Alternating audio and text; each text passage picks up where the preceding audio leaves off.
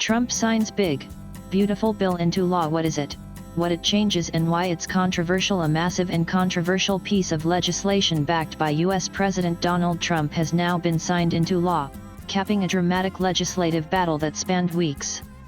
Officially called the One Big, Beautiful Bill Act, this nearly 1,000-page law brings together major tax changes, welfare cuts, defense spending hikes, and cultural policy shifts rolled into a single package.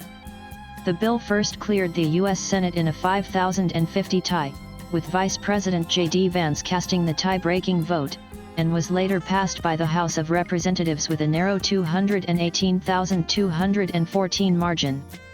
It was signed into law by President Trump at a ceremony held on July 4, during Independence Day celebrations at the White House.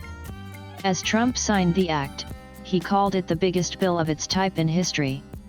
Addressing the gathering from the balcony of the South Lawn alongside First Lady Melania Trump, the president said, "We made promises, and it's really promises made, promises kept, and we've kept them. There's a triumph of democracy on the birthday of democracy, and I have to say that the people are happy." But what is actually inside this so-called big, beautiful bill? Why is it controversial? And should India be paying attention?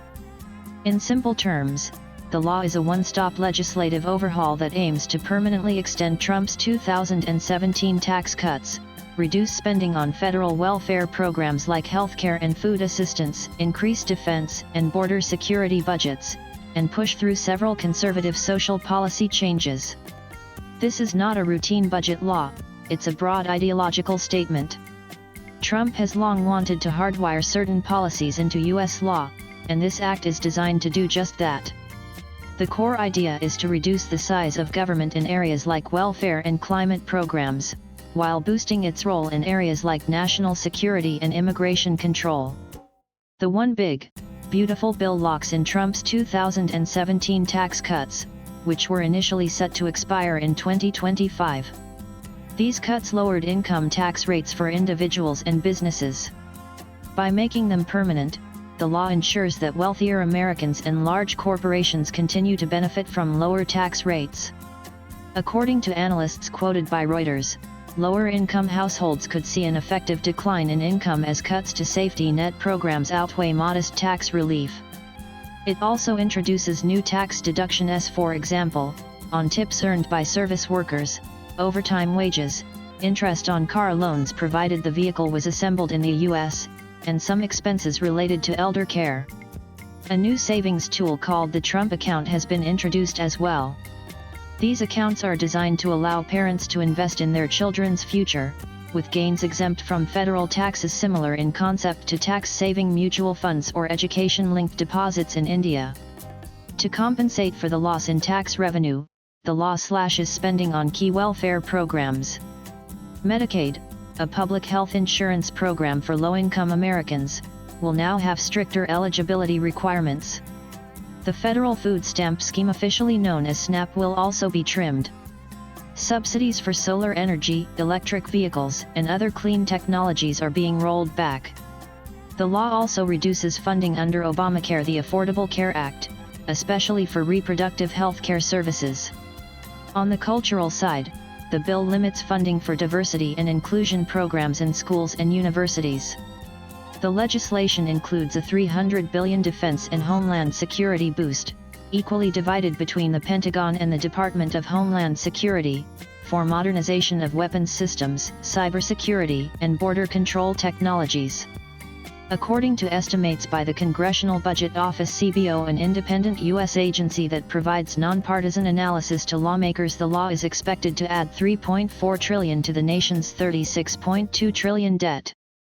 The same report estimates up to 10.9 million people could lose health insurance due to Medicaid changes and reduced ACA support.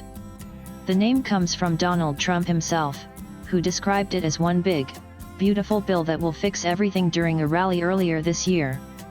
It's not an official legislative name, but the label stuck, partly because of its dramatic scope, and partly because Trump turned it into a campaign slogan. The signing of the act marks one of the biggest legislative victories of Trump's second term so far. It consolidates the GOP's core priorities: tax cuts, reduced welfare spending, increased defense funding, and stricter immigration control into one omnibus package. Democrats attempted to delay the vote, with House Minority Leader Hakeem Jeffries delivering an 8-hour speech in protest. The focus of this bill, the justification for all of the cuts that will hurt everyday Americans, is to provide massive tax breaks for billionaires, he said. A small number of Republican lawmakers also raised objections, mainly over the projected increase in the fiscal deficit. However, the bill ultimately passed along party lines in both chambers. At the signing ceremony, President Trump declared it's the most popular bill signed in the history of our country, and it includes the largest tax cut and the largest spending cut in American history. While the law is entirely domestic in scope, its ripple effects may touch India in a few key sectors. For one, Indian IT and pharma companies that work with the U.S. healthcare sector may face headwinds if American hospitals and insurers reduce spending in response to Medicaid cuts. In the clean energy space, the U.S. rolling back subsidies for electric vehicles and solar tech may weaken momentum for collaboration with Indian firms. Over the past few years, India and the U.S. have explored joint work on battery storage, green hydrogen, and solar RD initiatives that now may see reduced push. The U.S. pulling back on clean energy subsidies could also affect its broader commitments to global climate finance, where India has been a beneficiary and partner under several multilateral initiatives. On the other hand, the sharp increase in U.S. defense spending could open new opportunities for India-U.S. defense partnerships, especially in CO production or advanced tech transfers under the ICET framework. While no visa changes were included, the law's strong stance on immigration and its boost to enforcement budgets could signal tighter scrutiny on work visas like H-1B and L-1 in the future. Now that the big, beautiful bill has officially become law, different parts of it will be rolled out gradually across the United States over the coming months.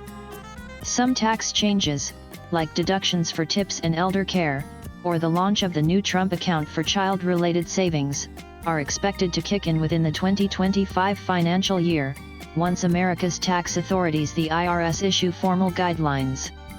Other measures, such as cuts to healthcare benefits under Medicaid, reduced food assistance, and restrictions on diversity and inclusion programs in schools, will take longer to implement. These changes require coordination between central, federal, and state-level agencies, similar to how both the center and states in India implement welfare schemes jointly. Legal battles are expected. Civil liberties groups and democratic state governments have already said they will challenge parts of the law in U.S. courts, especially provisions that affect reproductive health and public health funding. Swipe left for next video. Politically, the bill is set to become the centerpiece of Donald Trump's campaign for the 2026 U.S. midterm elections. It gives him and the Republican Party a major achievement to showcase, while also energizing opposition from Democrats and social activists. For India, there's no immediate direct impact, but sectors like IT services, pharma, clean energy, and skilled migration will be watching closely. Latest blogs.